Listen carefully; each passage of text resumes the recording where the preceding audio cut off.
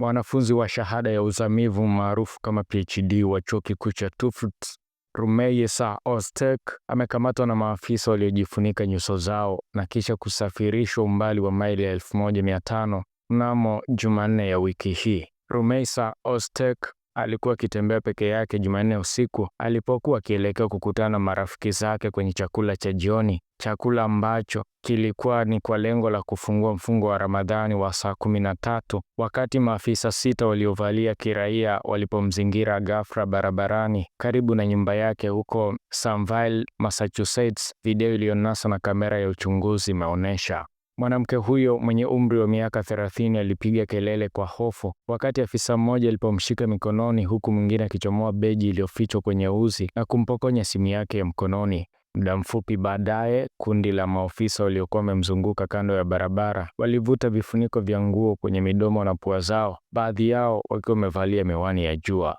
"Sisi ni polisi," maafisa hao walisema. Ozturk aliwauliza kwa nini wanaficha nyuso zao kama kweli wao ni maafisa wa polisi. Hata hivyo, watu hao hawakujishughulisha na swali lake. Maafisa hao waliojifunika nyuso zao walimfunga Ozturk pingu na kisha wakamshika mikono yake, video imeonyesha.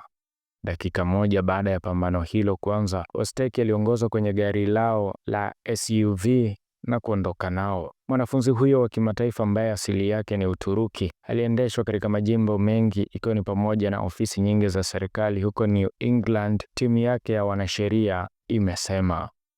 Asubuhi iliyofuata alisafirishwa kwa ndege zaidi ya maili 1500 kutoka nyumbani kwake hadi kituo cha maonyesho huko Alexandria, Louisiana, licha ya amri ya mahakama kuhusu saa 6 baada ya kukamatwa kwake kwamba Ozturk asihamishwe nje ya Massachusetts bila taarifa ya saa 48. Akiwa katika usafiri wa kuelekea Louisiana, Ozturk alikumbwa na shambulio la pumu kulingana na ombi lililorekebishwa la habeas corpus lililowasilishwa siku ya Ijumaa. Katika kipindi chote hicho, Ozturk hakushtakiwa wala kupewa fursa ya kuzungumza na wakili wake. Hatimaye aliishia katika kituo cha ICE cha Louisiana Kusini huko Basile katika jimbo hilo la Louisiana. Baada ya kukamatwa kwa Ozturk, msemaji wa idara ya usalama ya ndani nchini Marekani alisema kuwa mwanamke huyo alijishughulisha na shughuli za kuunga mkono kundi la Hamas katika taarifa iliyotolewa siku ya Jumatano bila kutaja shughuli hizo zinazodaiwa kuwa ni zipi. Mawakili wake wamesema mwanamke huyo anaadhibiwa isivyo haki kwa kusemekana kuunga mkono haki za Palestina.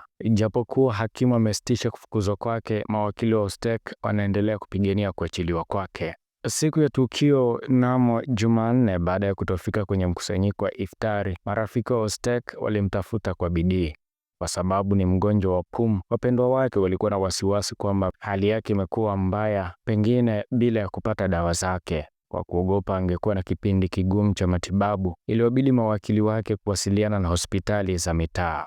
Siku ya Jumanne jioni na siku ya Jumatano, mawakili wake walifanya kazi ya kumtafuta Ozturk. Wakamtafuta katika ofisi za uhamiaji na utekelezaji wa forodha ICE, na pia wakamtafuta katika vizuizi vyote huko New England bila mafanikio. Mfumo wa kuwatafuta wafungwa mtandaoni wa ICE ulionyesha kuwa Ozturk alikuwa katika kizuizi katika eneo hilo, lakini sehemu ya kizuizi ilisalia tupu. Mwakilishi wa ubalozi mdogo wa Uturuki alienda katika ofisi za uhamiaji na utekelezaji wa forodha ICE huko Barrington katika jimbo la Massachusetts na kufahamishwa kwamba Ozturk hakuwa katika ofisi hiyo na ICE haikuweza kutoa taarifa zaidi kuhusu mahali alipo kulingana na ombi hilo. Wakili wa idara ya haki pia aliwafahamisha mawakili wa Ozturk kwamba hawakuweza kumpata. Rafiki zake, familia pamoja na mawakili hawakuweza kumpata au kuwasiliana naye kwa takriban saa 24 baada ya kukamatwa kwake. Hatimaye siku ya Jumatano waliweza kuwasiliana naye ikiwa ni majira ya jioni. Hakuna mashtaka ambayo yamewasilishwa dhidi ya Ozturk, wakili wake ameliambia shirika la habari la CNN. Visa ya Ozturk ilibatilishwa mnamo Machi 21, lakini hakuarifiwa hadi alipopokea notice ya kuonekana kutoka ICE baada ya kukamatwa kwake. Ijumaa ya wiki hii, jaji wa shirikisho huko Boston alitoa amri ya kumzuia Ozturk kufukuzwa nchini Marekani. Mwanamke huyo alikuwa amebakiza takriban miezi 10 kukamilisha shahada yake ya udaktari katika masomo ya watoto na maendeleo ya binadamu katika chuo kikuu cha Tufts, kaka yake Asim Ozturk alisema katika taarifa. Ostek amekuwa akisoma Amerika tangu mwaka 2018 baada ya kupokea digrii ya uzamili kutoka Chuo Kikuu cha Columbia kwa udhamini wa Fulbright, na hii ni kulingana na mawakili wake. Kukamatwa kwake na kuwekwa kizuizini ni sehemu ya juhudi za pamoja na za kimfumo za maafisa wa utawala wa Trump kuwaadhibu wanafunzi na wengine wote wanaotambuliwa na harakati zinazoendelea huko Palestina. Ostek ni mmoja wa wanafunzi kadhaa wa vyuo vikuu vya kimataifa wanaokabiliwa na tishio la kufukuzwa nchini Marekani kufuatia agizo la utawala wa Trump la kukandamiza maandamano ya Palestina katika vyuo vikuu nchini humo. Kukamatwa kwa wasomi na wanafunzi mikononi mwa maafisa wa kutekeleza sheria waliojifunika nyuso zao, ambao wamewaweka chini ya ulinzi kwa kuwavizia kwenye mitaa ya jiji na karibu na nyumba zao, kumesababisha hali ya ubaridi katika jumuiya ya kimataifa ya wanafunzi nchini Marekani. Mimi ni Frank Damas na hii ni Lushinga 72 Digital.